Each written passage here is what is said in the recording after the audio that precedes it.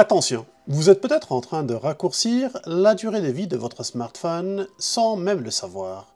Peu importe si vous avez le dernier iPhone ou un smartphone Android flambant neuf, si vous faites encore ces erreurs de recharge, votre batterie est déjà en train de vous dire adieu. Vous voulez sauver votre téléphone?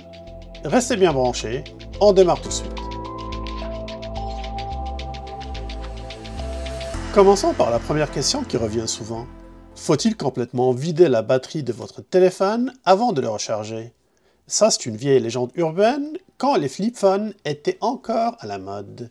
À l'époque, on avait des batteries de type nickel-cadmium, et là, oui, il fallait vraiment vider complètement la batterie. Mais aujourd'hui, avec les batteries lithium-ion, c'est terminé cette histoire-là. Ces batteries détestent les extrêmes, descendre à 0%, c'est un vrai coup de massue pour la chimie de votre batterie, et la recharger à 100% trop souvent, ce n'est pas mieux. Donc, qu'est-ce qu'il faut faire? Gardez la batterie entre 20 à 80% ou 90% dans les cas extrêmes, autant que possible. Et si vraiment vous tombez à 0% une fois de temps à autre, pas de panique, mais évitez d'en faire une habitude. Une autre question qui revient souvent et à laquelle j'ai déjà partiellement répondu. Faut-il recharger son smartphone jusqu'à 100% ou est-ce que c'est une mauvaise pratique? Alors là, tout dépend de votre routine. Si vous partez en voyage ou vous savez par exemple que vous n'aurez pas accès à une prise de courant, alors là, allez pour le 100%. Mais pour la santé de la batterie à long terme, l'idéal, c'est de limiter la recharge entre 80 à 90%. Pourquoi? Parce qu'une batterie qui reste longtemps à 100% est soumise à plus de stress chimique. Et qui dit plus de stress, dit usure plus rapide. Voici une astuce simple que vous pouvez appliquer sur votre smartphone. Commençons par l'iPhone. Allez-y sur les réglages, puis descendez pour choisir batterie, puis vous allez retrouver une option qui est dans la recharge.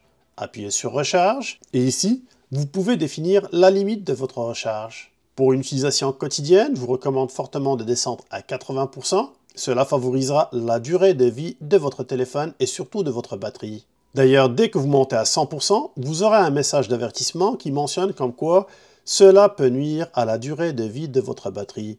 Et vous aurez aussi la possibilité dans ce cas-ci d'activer une option qui va permettre d'optimiser la recharge si jamais vous avez besoin de la garder vraiment à 100%. Dans ce cas-ci, autorisez par exemple jusqu'à demain. Puis, regardez ici en bas, vous avez l'option charge optimisée. On peut lire que celle-ci permet, lorsque la limite de recharge est réglée à 100%, d'autoriser l'iPhone à terminer la recharge au-delà de 80% jusqu'à l'heure à laquelle vous avez besoin d'utiliser. En d'autres termes, votre iPhone va étudier vos habitudes de réveil, puis supposons que vous vous réveillez souvent à 7 heures, dans ce cas-ci, il va réserver la dernière heure pour passer de 80 à 100%, afin de ne pas trop stresser la batterie. On retrouve une option similaire sur les téléphones Samsung ou le téléphone Android de base. Donc ici, on va aller chercher encore les paramètres ou les réglages. On va descendre pour localiser l'option batterie. Puis un peu plus bas, vous allez retrouver protection de la batterie. En rentrant dans cette option, vous allez avoir trois options de protection. Donc ici, je commencerai par activer la protection de la batterie. La première, c'est une protection basique. Donc celle-ci va permettre de recharger votre téléphone à 100%, puis d'arrêter la recharge jusqu'à ce qu'il tombe à 95%. Puis à partir de là, il va le rebooster encore une fois avec un 5% supplémentaire pour maintenir le niveau maximal de recharge. Mais de mon point de vue, ce n'est pas l'option que je favoriserai en utilisation quotidienne. Je vais plutôt favoriser une de ces deux options-là. Adaptative, celle-ci va permettre d'arrêter la recharge à 80%, puis exactement comme sur l'iPhone, elle va étudier vos habitudes de sommeil, puis à partir de là, elle va réserver la dernière période avant votre réveil pour booster la batterie jusqu'à 100%. Sinon, vous avez l'option maximale que elle va arrêter de charger la batterie quand elle va atteindre le fameux 80%. En d'autres termes, vous aurez la possibilité, soit avec l'adaptatif ou avec le maximal, d'augmenter la durée de vie de votre téléphone. Maintenant, regardons au niveau des téléphones Pixel, il y a une petite différence par rapport à Samsung. Direction les paramètres, descendez puis localisez l'option pile ou batterie. Puis un peu plus bas, vous allez retrouver l'option qui va permettre d'optimiser votre recharge. Puis celle-ci se nomme optimisation de la recharge. En appuyant dessus, vous allez avoir la possibilité, encore une fois, d'optimiser la recharge de votre téléphone. Et ici, vous avez seulement deux options, la recharge adaptative et limiter la recharge à 80%. On retrouve exactement ces deux options-là ici sur le Samsung et ça permet de faire la même chose.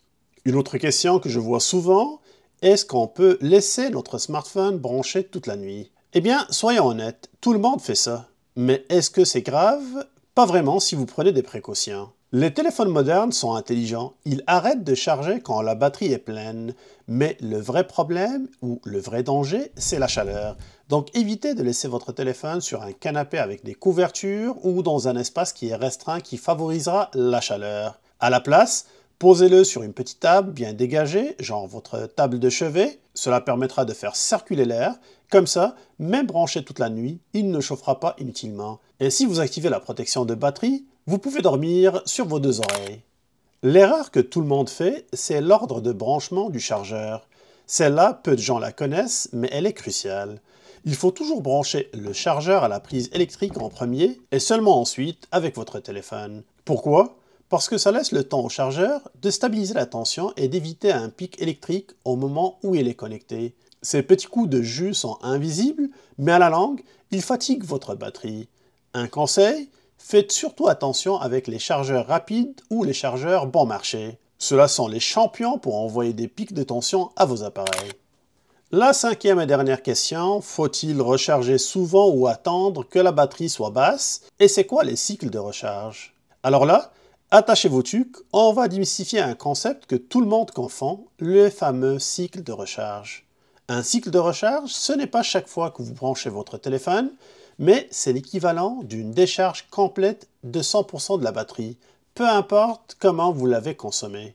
Un exemple concret, vous utilisez 40% de la batterie de votre téléphone aujourd'hui, puis vous la rechargez. Demain, vous utilisez encore un autre 60% et vous le rechargez encore une fois. Donc le résultat, 40% plus 60% fera un 100%, soit un cycle de recharge complété. Avec les nouvelles batteries lithium-ion qu'on utilise aujourd'hui sur les smartphones, chaque batterie est conçue pour un certain nombre de cycles, environ 500 à 1000 cycles complets selon les modèles. Plus vous complétez de cycles, plus la batterie perd de sa capacité maximale. Mais la bonne nouvelle dans tout ça, les petites recharges régulières n'usent pas votre batterie, comparativement à laisser descendre la batterie à un niveau qui est très bas. En gros, c'est bien mieux de faire des petites recharges quand ça vous tente, même si vous êtes à 60 ou 70%, que d'attendre que la batterie tombe à 5% pour faire une grosse recharge. Maintenant, un résumé express des bonnes pratiques. Gardez les batteries entre 20 et 80% autant que possible. Activez les réglages de protection de la batterie. Préférez des petites charges régulières. Branchez toujours le chargeur à la prise avant le téléphone. Et évitez les fortes chaleurs et les environnements mal ventilés pendant la recharge. Vous voyez, c'est pas compliqué. Ces habitudes vont littéralement doubler la durée de vie de votre batterie. Et comme on dit, il vaut mieux prévenir que payer une batterie neuve. Si cette vidéo vous a été utile, merci de la liker. N'oubliez pas aussi de la partager avec vos amis qui dégradent la batterie sans le savoir. Et surtout, abonnez-vous pour ne rien manquer de mes prochaines astuces tech. Merci pour votre soutien et à plus!